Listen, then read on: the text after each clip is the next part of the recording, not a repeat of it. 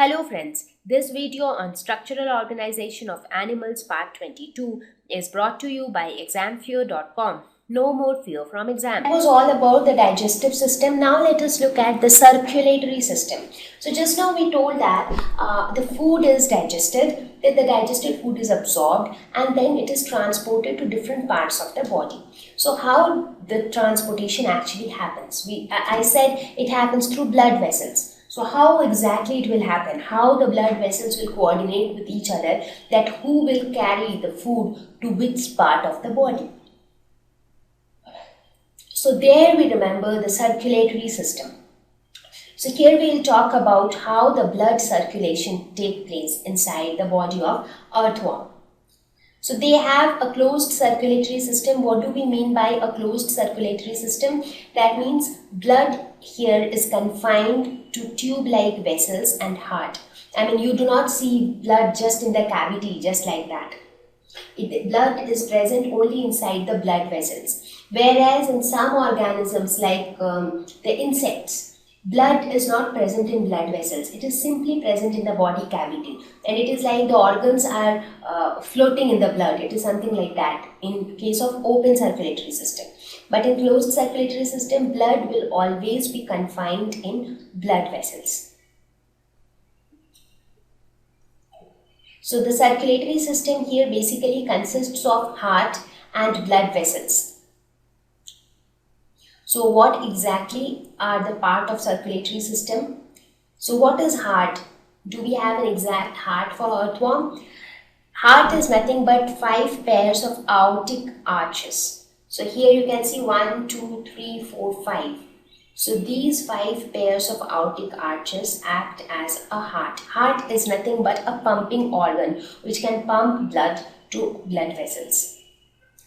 We have a dorsal blood vessel which is very prominently seen on the dorsal side of the earthworm. I told you, right, there is one blood vessel. Here also you can see that this red colored blood vessel. So it is present throughout the length of the earthworm and it can be seen very prominently on the dorsal side. Ventral blood vessel. So in a very similar way, there is a blood vessel on the ventral side as well. That is towards the belly side also. So basically these 3 things together form the circulatory system of the earthworm. Let us now look into the details of the circulatory system. As I said, the main components of the circulatory system of earthworm would be heart, dorsal blood vessel and ventral blood vessel. Now we will discuss each of these parts in little more detail, that what exactly they do. So let us start with heart. Heart here is not one particular organ. Instead, there are 4 pairs of aortic arches. So here you can see 1, 2, 3, 4. We all know what is aorta, right? Even in human heart we have aorta. So this is also kind of aorta, but these 5 pairs. Now here you can see only 5, but you are seeing it from one side. It is the lateral view. So on the other side you have another 5.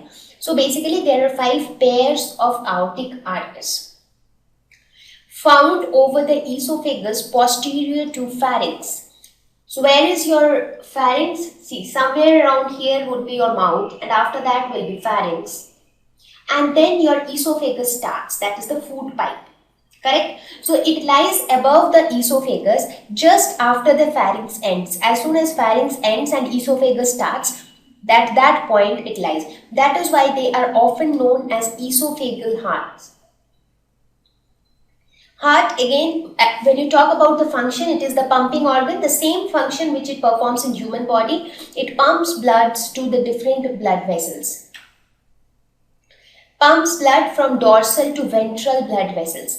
Now, what happens in this case basically is this dorsal blood vessel, that is the red one which you see here, that is the dorsal blood vessel. It brings blood to the heart. So this is the red one is the dorsal blood vessel and the orange one which you see below, that is the ventral blood vessel. What happens is the dorsal blood vessel brings blood to the heart and then heart pumps that blood into the ventral blood vessel. So basically it pumps blood from dorsal to ventral blood vessels. Let us now talk about the dorsal blood vessel. Now, when you talk about earthworm, they do not have anything like lungs or gills. So, how will it absorb oxygen from the soil? Because normally in case of human beings, they have lungs. In case of aquatic animals like fishes, they have gills. But earthworm doesn't have either of them. So, how will they absorb oxygen from the soil? They do it with the help of their surface area, their body surface. So, suppose the body surface takes in that oxygen, then what happens to the oxygen? This oxygen, which is absorbed by the body surface, is taken by the dorsal blood vessel and it is passed to the heart. So basically, which is this blood which is passing to the heart? That is oxygenated blood, because the blood is rich in oxygen, right? And then heart pumps this oxygenated blood into the ventral blood vessel. Now in the dorsal blood vessel, a paired valves is present to prevent the backflow of blood, because the blood has to flow in the forward direction. Forward in the sense towards the head, towards the direction of heart, right? So the dorsal blood vessel will carry blood in the upward direction or in the forward direction, whatever you call it. So basically it is the red prominent vessel running throughout the length of the earthworm on the dorsal side. As I told you before also, whenever you look at the dorsal side of the earthworm, the most prominent feature that you will see is the dorsal blood vessel, which is located at the middle on the dorsal side. It carries blood forward towards the heart.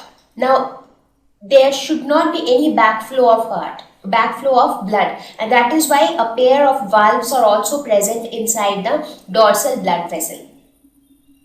Now let us look at ventral blood vessel. It is a blood vessel running throughout the length on the ventral side below the digestive tract. So your digestive tract is somewhere here. Can you see this? This is your digestive tract.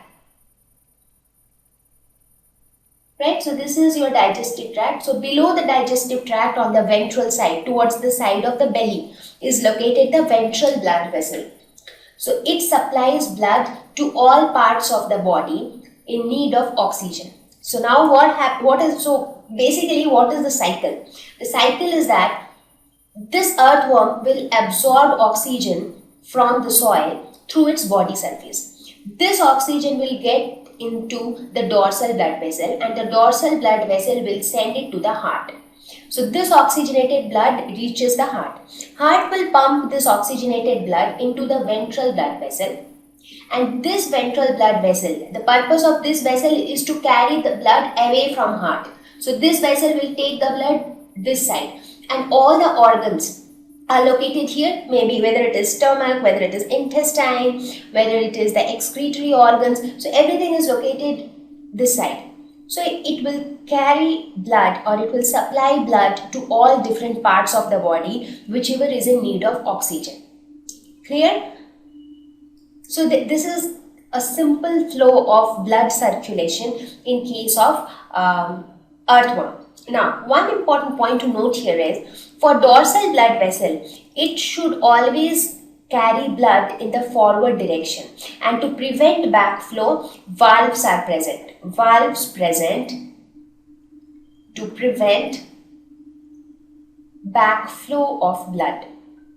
Whereas in case of ventral blood vessel should supply blood to all parts of the body, right? So that means it should carry blood both in forward and backward direction, because even the parts like mouth and pharynx will also need blood. So here in this case, no valves present to prevent backflow, so that the blood can flow in the backward direction. Right? So these three were the most important parts of the circulatory system. Besides these also, there are multiple number of nerves present. There are many other small vessels which are present inside the body of earthworm. So we will not get into the details of each of those here, but at least a few points about some important things. So let us talk about some other blood vessels. Now there are smaller blood vessels to supply the alimentary canal, that is the digestive tract, and body walls. like the body walls of the earthworm. There is another vessel called subneural vessel. So what is this subneural blood vessel? This is the vessel that runs below the ventral nerve cord. So even below the ventral nerve cord, there is another vessel called subneural vessel, and it carries blood rearward. So basically, we spoke about dorsal, which carries forward, ventral, which carries backward. So who will carry it rearward? That is laterally, sideways. So this subneural vessel carry blood sideways. There is another vessel called commissural vessel. These blood vessels return blood from the body wall and nephridia to commissural vessels and hence to the dorsal vessel. Basically, the dorsal and the ventral vessels are connected by heart and commissural vessels. So if you see, this is your dorsal blood vessel, this is your ventral blood vessel. So one point of contact between dorsal and ventral blood vessel is the heart. Other than heart, also at certain points they are connected by 8 pairs of commissural vessels. So 8 pairs of commissural vessels are found. Now ventral vessel gives off smaller branches. As I said, the function of the ventral vessel is to supply oxygenated blood to different parts of the body. Now in order to supply it to so many different parts, this vessel branches off to form smaller branches to supply the body wall and internal organs like nephridia or the alimentary canal. So they are all sub branches of the ventral blood vessel, right? Okay, so this was all about the circulatory system of earthworm. So now we will talk about, okay, one another thing which I would like to mention here is the blood glands. Since we have spoken so much about blood vessels and heart and circulation of blood, so let us talk about blood glands as well. These are organs which are present on the 4th, 5th and 6th segments of the earthworm body, and they produce blood cells and hemoglobin which is dissolved in blood plasma.